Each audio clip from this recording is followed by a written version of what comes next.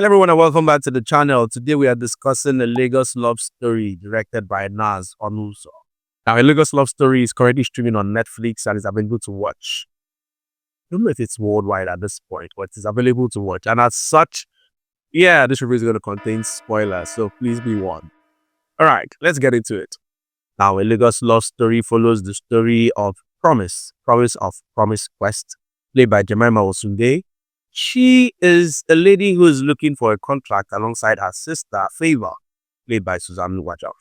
Now, these two find themselves at this establishment owned by, I can't remember the lady's name, but she's played by Linda Ejiofor Suleiman, who for some reason invited them for an interview at the 40th birthday party of a character that has no name, but is played by Ejiofor's real-life husband, Ibrahim Suleiman. Now, this is funny, but we understand why, because Linda's character is, I don't even know what to describe her, but she is not a good person. That much is clear.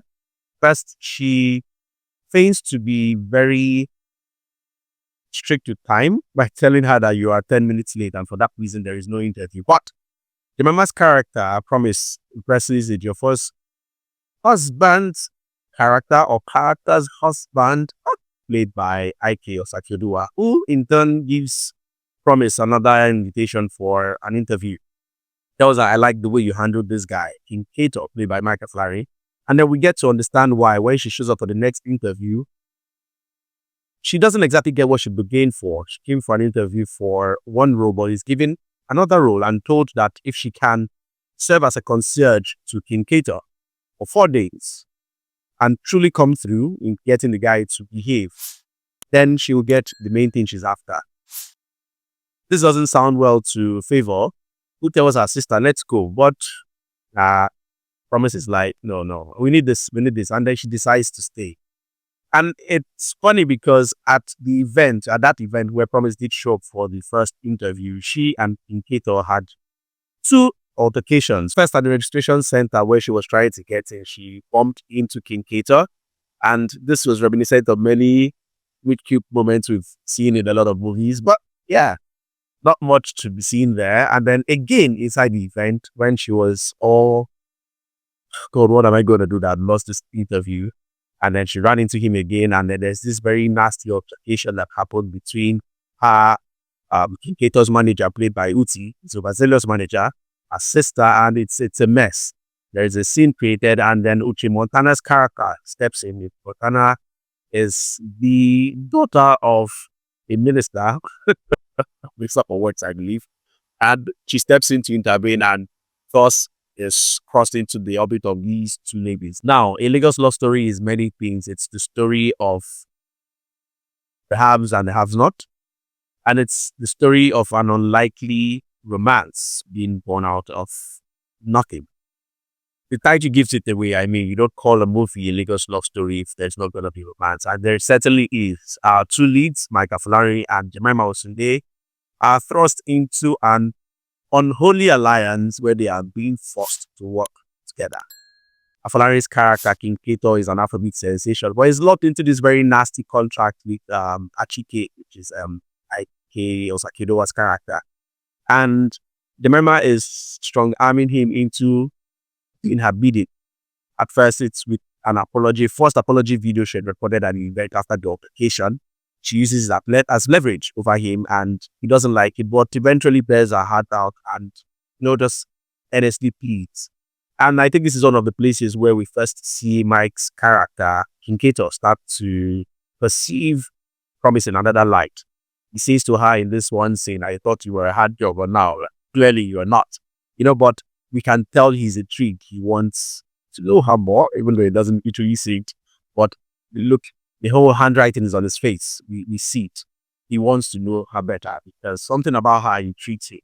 And then it's left for you and I if we can truly believe that a romance story, a full-fledged romance story, can play out in 4 days. Who are we to judge? The film wants us to believe that. And it's a pill that is not too hard for me to swallow because let's get it over with. I did buy into their love story. I bought it. You don't show up wanting to watch a romance movie play out or romance story play out, and come with your full senses, your full logical brain. Because let's face it, this is the real world where people meet today and get to over with. You get it? If you don't get it, forget about it. So what's to say that it can happen that true love is formed over the space of 4 days? So yeah, I'm on board. They got me. And leads me to some of the things I did like about the film. Things like our two leads and their chemistry. Now, these characters are strong-willed. Promise has her goal. She wants to raise money. She's been at this for 5 years. The family has been at this for 5 years, trying to raise money to clear out a tax bill that is not so clear, if I'm being honest. But we know that they want to raise money to clear out a tax bill that hangs over their head and literally hangs on their gates. They want to clear this tax bill out and be able to fully reclaim the home where their mother, who's late now, lived, and Promise thinks that by losing the house, if she fails and loses the house, she's betraying their mom and their memories. And even though her sister literally tells her in one part, you are so stuck in the past that you are not ready to form new memories right now.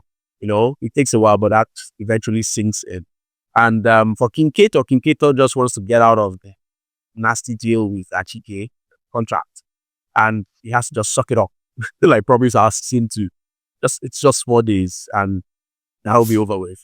And so they have their goals, but I think generally, while some of the logics and motivations for some of the actions may feel a bit wobbly in some places, for the most part it holds. And then these two characters, at least the two actors, have enough chemistry to make it believable that their characters are being drawn to each other and can fall in love. So I did like that about the film. Something else I also liked was the music angle to it, especially this one scene where the music video was playing, was like promotional jingle for 𝐭𝐴𝐡's main event at the end of the 4-day wait period or 4-day countdown period.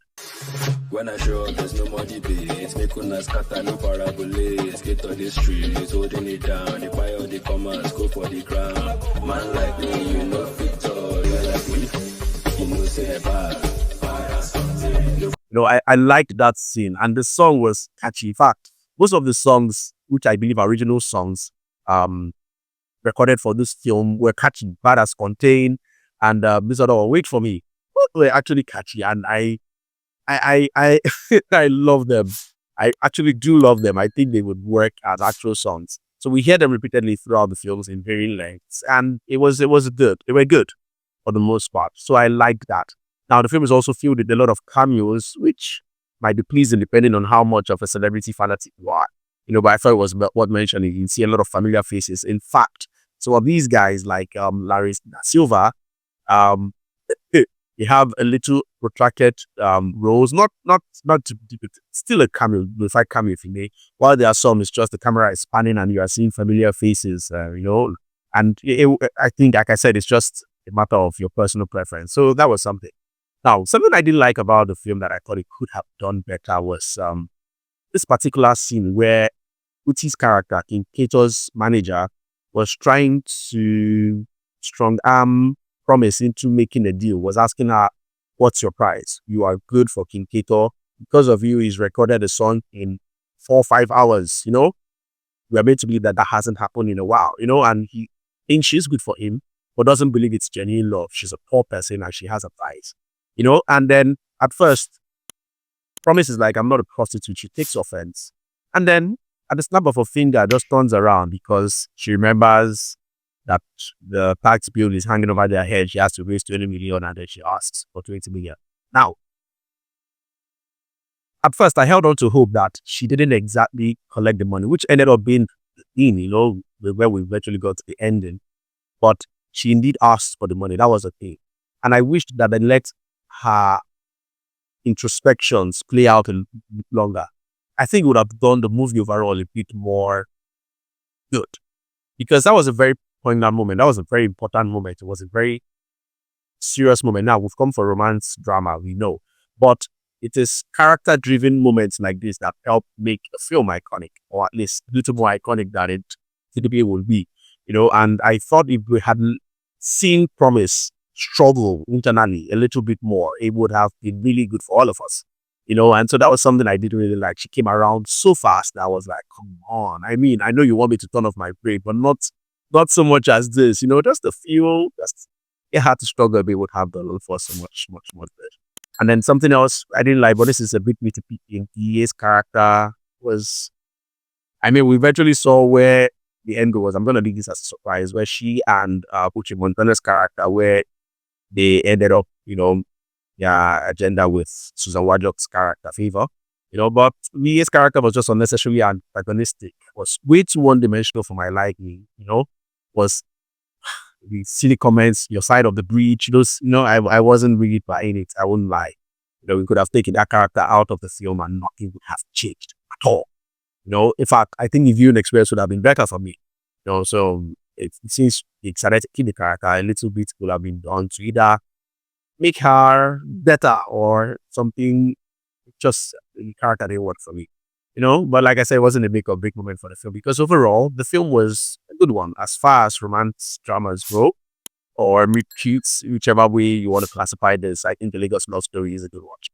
It doesn't try to reinvent the wheel. So people pretending to want to do that. It's not reinventing the wheel at all. It follows the blueprint to a T, and I think it works. If you don't have anything new to say, there is no need reinventing the wheel. It's not broken, or I want to fix it. And so this commits to just taking what we know for the formula for this genre and just spread it back at us. And it works. It works. You just come, you have a good time watching these characters do funny things, declare love to each other, undying love, and then for a moment you start to think about your own Pringle life. I mean, but yeah, for the most part, it was good. It was good. So, A Lagos Love Story is currently streaming on Netflix. Let me know what you think about this review. If you've seen the film, let me know what you thought about the film itself. If you agree with some of the things I said, let me know. If you do not agree and you think something different, do let me know as well. And as always, I will see you in the next video.